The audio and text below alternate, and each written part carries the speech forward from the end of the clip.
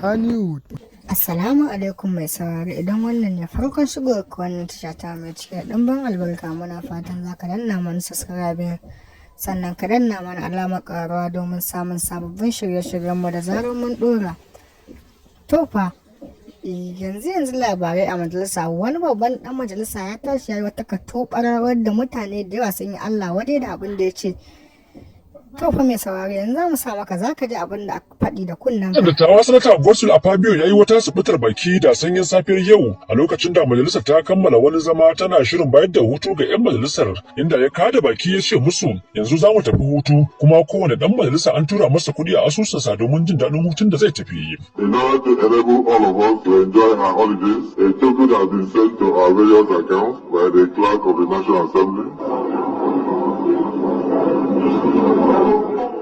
Sai dai yana faɗar haka ne wani ɗan majalisa ya garzaya ya raɗa masa cewa gidajen talabijin fa suna ɗaukar waɗannan bayanai kuma suna nunawa kai tsaye, inda nan da nan sanata a Fabio ya sauya magana da yana nufin kowane ɗan majalisa an tura masa addu'a ta saƙon imel cewa Allah ya kai shi lafiya ya kuma dawo da shi majalisa lafiya, abin da yake nufi kenan. The Senate President has sent prayers to your mailboxes,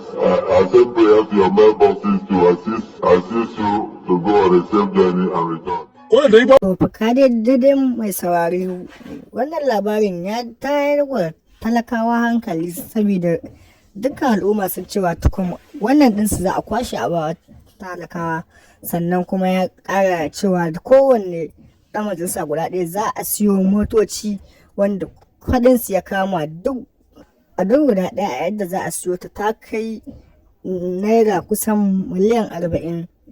Sannan a haka ake so a bawa gaba ɗaya sanatoci waɗannan motocin.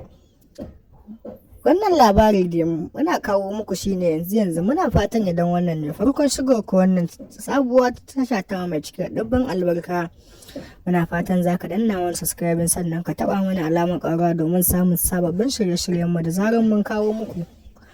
Ku ci gaba da bibiyan mu, za mu dinga kawo muku labarai sanannun labarai tare da labaran gaskiya da kuma labaran ban al'ajabi da labaran Kannywood.